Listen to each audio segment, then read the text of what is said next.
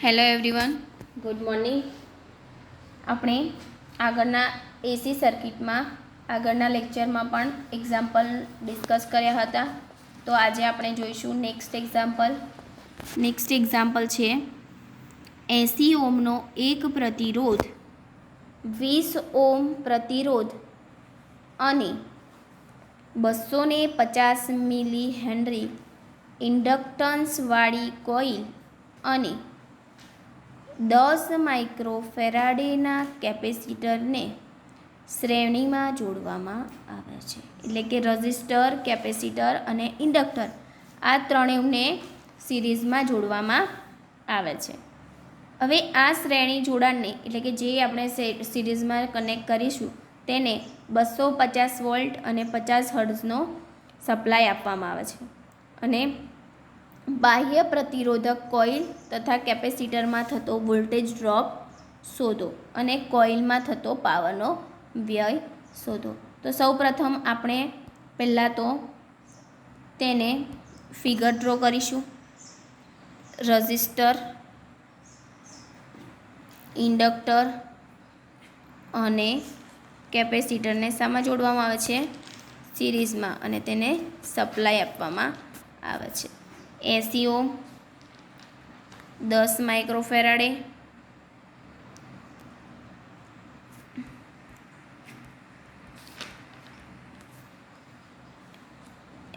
80 ઓમ,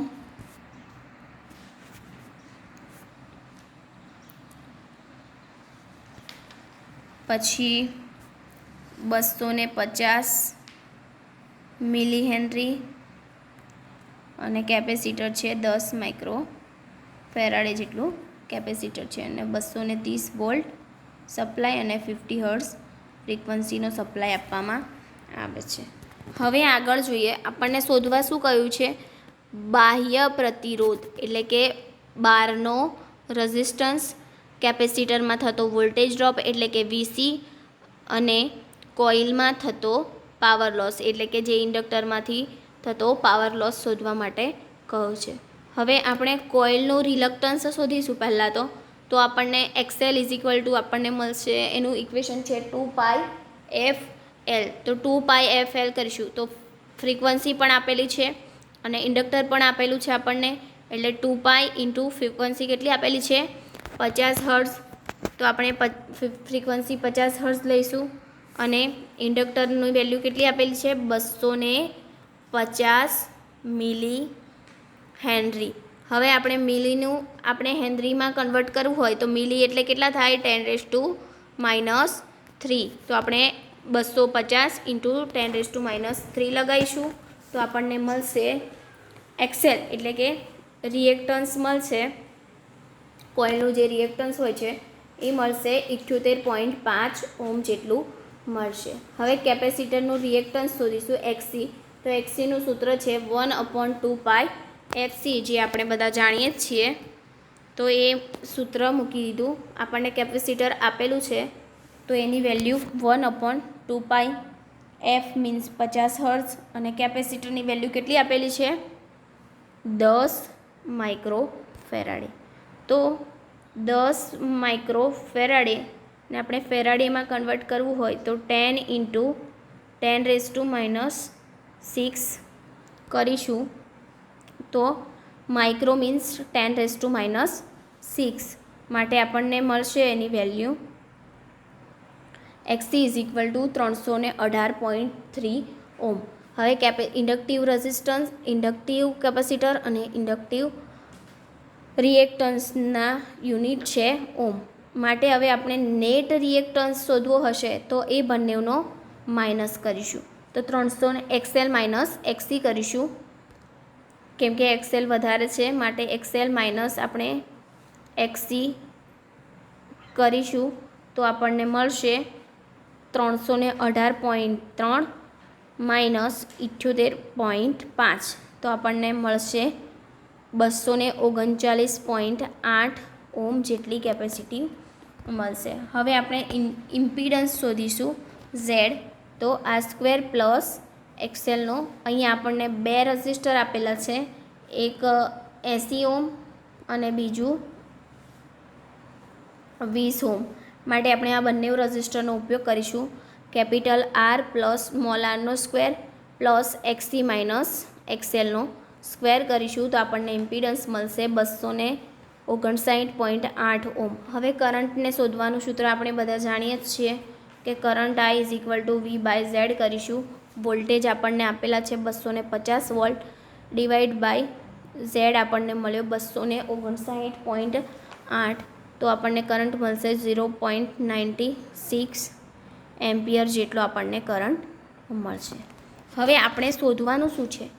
બાહ્ય પ્રતિરોધમાંથી થતો voltage drop, એટલે કે બહારના જે પ્રતિરોધ હોય એમાંથી વોલ્ટેજ ડ્રોપ કેટલો થાય છે.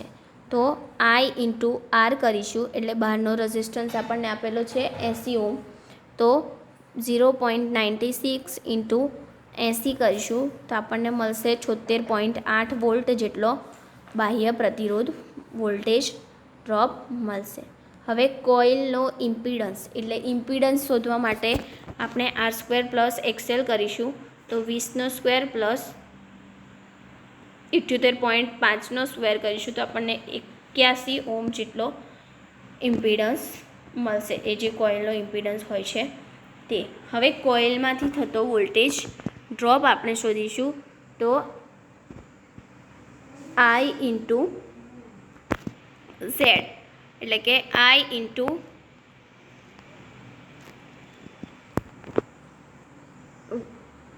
XL 81 આપણને મળ્યું, I ઇન્ટુ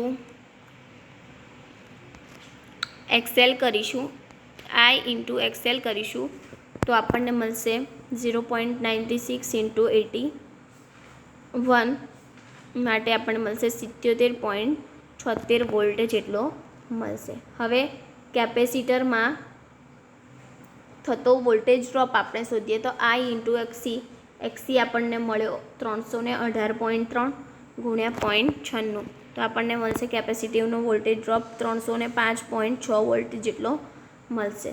હવે આપણે શોધવાનું છે બીજું કોઇલમાંથી થતો પાવર લોસ, તો power loss P is equal to I²R કરીશું તો આપણને મળશે 0.96નો સ્ક્વેર ગુણ્યા 20 કરીશું તો આપણને મળશે 18.4 વોલ્ટ જેટલો મળશે. હવે નેક્સ્ટ એક્ઝામ્પલ છે 100 માઇક્રોફેરાડના એક કેપેસિટરને 5 ઓમ રેઝિસ્ટર અને 0.12 હેનરી ઇન્ડક્ટર ધરાવતી કોઇલની સિરીઝમાં જોડેલું છે અને તેને 500 વોલ્ટ 50 હર્ટ્ઝ સપ્લાય આપવામાં આવે છે. તો આપણે શોધવાનું શું છે? કરંટની RMS વેલ્યુ, પાવર ફેક્ટર, કેપેસિટરની અક્રોસમાં વોલ્ટેજ ગણો, એટલે કેપેસિટિવ વોલ્ટેજ, પાવર P અને કરંટ I RMS વેલ્યુ શોધવાની છે. આપણને આપેલું શું છે? Capacitor C is equal to 100 માઇક્રોફેરાડે, તો આપણે એને લખીશું 100 into 10⁻⁶ 5 Om. Inductor L is equal to 0.12 henry આપણને આપેલું છે. માટે હવે આપણે આગળ વધીએ તો આપણે આગળ શોધીશું કરંટ, cos phi, પાવર અને VC આપણે શોધવાનું છે. તો સૌ પ્રથમ આપણે શોધીશું inductive reactance XL is equal to 2πfL, તો આપણને મળશે 37.7 ઓમ જેટલું XL મળશે. કેપેસિટિવ રિએક્ટન્સ શોધીશું તો 1/2πfC માટે 1/2π f મીન્સ 50 અને આપણને કેપેસિટર આપેલું છે 100 માઇક્રોફેરાડે, તો 100 માઇક્રોફેરાડેને આપણે લખી શકીશું 100 ઇન્ટુ 10⁻⁶ લખાય, માટે આપણે લખીશું 10⁻⁶, તો આપણને મળશે 31.8 ઓમ જેટલું કેપેસિટિવ રિએક્ટન્સ મળશે. હવે XLની વેલ્યુ XCની કિંમત કરતાં વધારે છે, એટલે XCની વેલ્યુ કોના કરતાં વધારે છે? XLની વેલ્યુ XC કરતાં વધારે છે, માટે નેટ રિએક્ટન્સ ઇન્ડક્ટિવ છે. માટે નેટ રિએક્ટન્સ આપણે શોધીશું 37.7 માઇનસ 31.8, તો આપણને નેટ રિએક્ટન્સ મળશે 5.9 ઓમ જેટલો મળશે. હવે ઇમ્પિડન્સ શોધીશું તો ઇમ્પિડન્સ શોધવાનું સૂત્ર છે R² પ્લસ XL માઇનસ XCનો સ્ક્વેર કરીશું તો આપણને ઇમ્પિડન્સ મળશે 7.73 ઓમ જેટલું મળશે. હવે નેક્સ્ટ છે કરંટ. તો કરંટ શોધવાનું સૂત્ર છે V/Z. કરંટ શોધવાનું સૂત્ર છે V/Z. તો વોલ્ટેજ આપણને આપેલો છે 500 ભાગ્યા Z, આપણને ઇમ્પિડન્સ મળ્યો 7.73. તો આપણે શોધીશું current I is equal to 64.7 ampere current થશે. હવે નેક્સ્ટ શોધવાનું કહ્યું હતું cos phi. તો cos phi is equal to આપણને એનું સૂત્ર ખબર છે કે R/Z એટલે રેઝિસ્ટન્સ ભાગ્યા ઇમ્પિડન્સ કરીશું તો આપણને મળશે. રેઝિસ્ટન્સ કેટલો આપેલો છે 5 ઓમ રેઝિસ્ટર આપેલો છે ભાગ્યા આપણને ઇમ્પિડન્સ મળ્યો 7.73. તો cos phi મળશે આપણને. એનું કેલ્ક્યુલેશન કરતાં આપણને cos phi મળશે 0.647 લેગિંગ આપણને cos phi મળશે. તો આપણે આજે 2 એક્ઝામ્પલ જોયા. ફર્સ્ટ એક્ઝામ્પલમાં આપણે શોધવાનું હતું એ પણ સિરીઝ સર્કિટ હતી અને આપણે શોધવાનું હતું કોઇલનું રિએક્ટન્સ, કોઇલનું કેપેસિટિવ રિએક્ટન્સ, XC, XL વગેરે આપણે શોધ્યું. નેટ રિએક્ટન્સ શોધ્યો, એના પરથી આપણે ઇમ્પિડન્સ ફાઇન્ડ કરીશું. ઇમ્પિડન્સ શોધ્યા પછી આપણે કરંટ શોધીશું. કરંટનું સૂત્ર હતું V/Z એટલે કે વોલ્ટેજ અપોન ઇમ્પિડન્સ. વોલ્ટેજ આપણને આપેલા હતા 250 અને ઇમ્પિડન્સ આપણને મળે 259.8 જેટલો મળ્યો. તો એ ઇમ્પિડન્સ શોધ્યો. કરંટ, હવે કરંટ વોલ્ટેજ ડ્રોપ શોધ્યો. રેઝિસ્ટન્સમાં થતો વોલ્ટેજ ડ્રોપ, કોઇલમાં થતો વોલ્ટેજ ડ્રોપ વગેરે આપણે શોધવાનું છે.